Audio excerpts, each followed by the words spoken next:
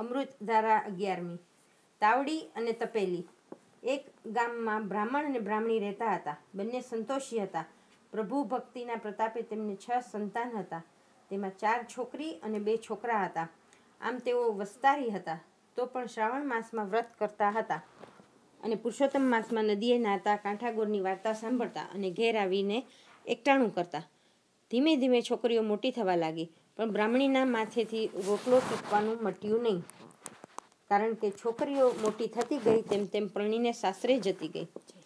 પુરુષોત્તમ માસમાં બ્રાહ્મણી વ્રત કરતી, પણ રાંધવાની કડાકૂટથી કંટાળી જતી હતી. તે રોજ નદીએ નાહી આવીને પુરુષોત્તમ ભગવાનને પ્રાર્થના કરતી કે હે ભગવાન, મારા માથેથી રાંધવાનું ક્યારે ઉતરશે? જો આ વ્રતના મહિનામાં તૈયાર જમવાનું મળતું હોય તો આરામથી એકટાણું કરીને તારું નામ લેત. બ્રાહ્મણી રોજ આવી પ્રાર્થના કરતી અને તેની શુદ્ધ હૃદયની પ્રાર્થના ભગવાને સાંભળી. પ્રાર્થના બ્રાહ્મણીએ કરી અને ભગવાને સ્વપ્નમાં બ્રાહ્મણને દેખાવ દીધો. ભગવાને કહ્યું, હે વિપ્ર, તમે પતિ પત્ની દરેક પુરુષોત્તમ મહિનો નાવ છો અને મારું સ્મરણ કરો છો. તેથી હું તમારા પર પ્રસન્ન છું.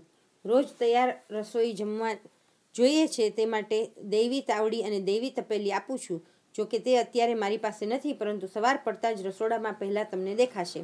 આ તાવડી અને તપેલી ચમત્કારિક છે. તાવડીમાં તવેથો હલાવવાથી રોટલા અને શાક મળશે. તપેલીમાં કળશી હલાવવાથી મીઠાઈ મળશે. જો આ દૈવી વસ્તુઓનો દુરુપયોગ થશે તો ચમત્કાર ચાલ્યો જશે. ભગવાન અદૃશ્ય થઈ ગયા અને સ્વપ્ન પણ પૂરું થઈ ગયું. બ્રાહ્મણ જાગી ગયો. બ્રાહ્મણે બ્રાહ્મણીને જગાડીને સ્વપ્નની વાત કરી. પછી સવાર પડતા સુધી બંનેએ પુરુષોત્તમ ભગવાનનું રટણ કર્યું.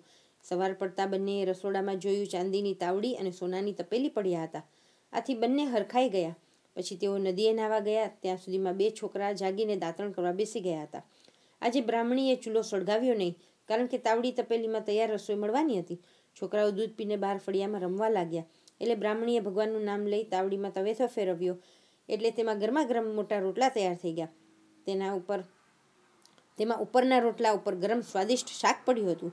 પછી બ્રાહ્મણે તપેલીમાં કળશી ફેરવી, એટલે તેમાં પેંડા બરફી આવી ગયા. આ બધું જોઈને બ્રાહ્મણ બ્રાહ્મણીને બહુ હરખ થયો. પુરુષોત્તમ પ્રભુનું વ્રત તેમને ફળ્યું હતું. પછી બંને છોકરાઓને બોલાવી એક થાળીમાં રોટલા અને શાક પીરસ્યા, અને જ્યારે તેઓ ખાઈ રહેવા આવ્યા ત્યારે એક એક પેંડો આપ્યો. આથી છોકરા રાજીના રેડ થઈ ગયા. કોઈ દિવસ નહીં, અને આજે સવારના પોરમાં રોટલા અને સ્વાદિષ્ટ શાક ઉપરાંત પેંડા ખાવા મળ્યા. તેથી છોકરા આશ્ચર્યમાં પડી ગયા હતા. વળી આજે ચૂલો પણ સળગાવ્યો નહોતો. તેથી તેમણે બ્રાહ્મણીને પૂછ્યું તો તેણે જવાબ આપ્યો કે આ બધું ભગવાને આપ્યું છે. દરરોજ ઘરમાં ચૂલો સળગતો નહીં અને આ પ્રમાણે તૈયાર ખાવાનું મળતું. તેથી છોકરાઓએ એક દિવસ છુપાઈને જોયું તો મા બાપ ખાલી તાવડી અને તપેલીમાંથી ખાવાનું કાઢી રહ્યા હતા. બધું થઈ રહ્યું. છોકરાઓએ તે બીજા છોકરાઓને વાત કરી.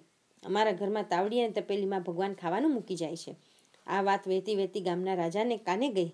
તેમાંય રાણીએ આ વાત જાણી ત્યારે તેણે રાજા આગળ હઠ પકડી. એવી વસ્તુઓ તો આપણા મહેલમાં જોઈએ. જ્યારે ઈચ્છા થાય ત્યારે મનગમતી મીઠાઈ ખાવા મળે ને, માટે પ્રધાનને મોકલી એ વસ્તુઓ મગાવી લ્યો. રાજાએ પ્રધાનને 100 સોના મોહર આપીને બ્રાહ્મણના ઘેર મોકલ્યો. તો બ્રાહ્મણ બ્રાહ્મણીએ નમ્રતાથી કહ્યું, રાજા રાણી કરતાં અમારે કોઈ મોટું નથી, પરંતુ ભગવાને અમારા પર પ્રસન્ન થઈને ભેટ આપેલી છે, એટલે તે પ્રભુની પ્રસાદી ગણાય. તે કોઈને આપી શકાય નહીં.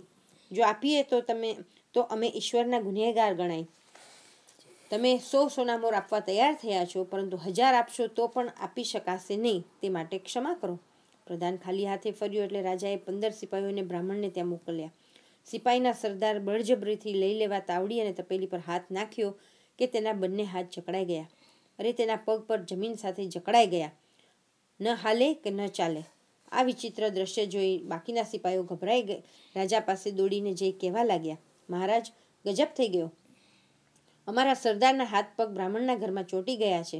તાવડી અને તપેલીને લેવા જતાં તેમની આ દશા થઈ છે. આ તો ન માન્યામાં આવે એવી વાત હતી.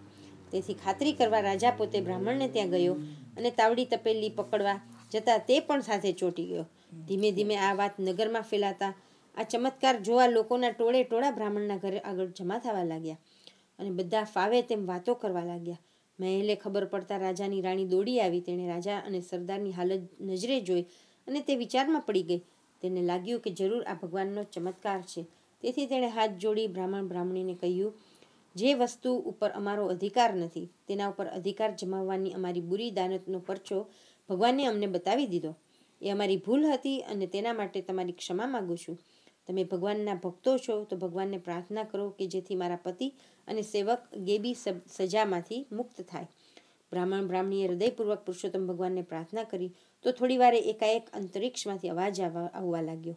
હે રાજા રાણી, તમે સત્તાના જોરે ગરીબ બ્રાહ્મણ બ્રાહ્મણીની ભક્તિના ફળ રૂપે મળેલા વાસણો ખોચવી લેવા માંગતા હતા. એ તારો અન્યાય ભગવાન કેમ સાંખી શકે? એટલે એની સજા રૂપે તમારી અવદશા થઈ છે. આમાંથી મુક્ત થવાનો ઉપાય એ છે કે તમે આ દંપતીને 1000 સોના મહોરો દાન તરીકે આપો.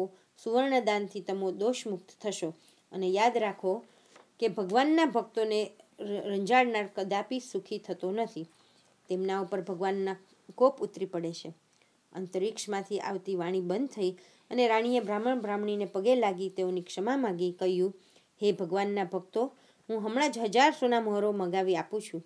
તુરત જ એક સેવક ખજાનચી પાસે જઈને 1000 સોના મહોરો લઈ આવ્યો. રાણીએ તે બ્રાહ્મણ બ્રાહ્મણીને આપી. તે સાથે જ રાજા અને સરદાર પોતાની અસલ સ્થિતિમાં આવી ગયા અને બધાએ પુરુષોત્તમ ભગવાનનો જય જયકાર બોલાવ્યો. રાજા રાણી તથા સરદાર બ્રાહ્મણ બ્રાહ્મણીને નમન કરી મહેલે ચાલ્યા ગયા. ત્યારથી રાજા રાણી પણ પુરુષોત્તમ મહિનો નાવા લાગ્યા અને આખા નગરમાં પુરુષોત્તમ પ્રભુનો મહિમા વધી ગયો. આમ પુરુષોત્તમ ભગવાનની ભક્તિના ફળરૂપે બ્રાહ્મણ બ્રાહ્મણીને સર્વવાના મળ્યા અને તેઓ સુખરૂપ જીવન ગાળવા લાગ્યા. ભક્તિ કરે તે ફળ ભોગવે તેની ઈર્ષા ન થાય. ભાવ પડાવવા જે ચાહે દુઃખી દુઃખી થઈ જાય. હે પુરુષોત્તમ ભગવાન, તમે જેવા આ બ્રાહ્મણ બ્રાહ્મણીને ફળ્યા એવા પુરુષોત્તમ મહિનો નાહનાર તેમજ વ્રત કરનાર અને આ કથા વાંચનાર સાંભળનારને ફળજો. જય પુરુષોત્તમ.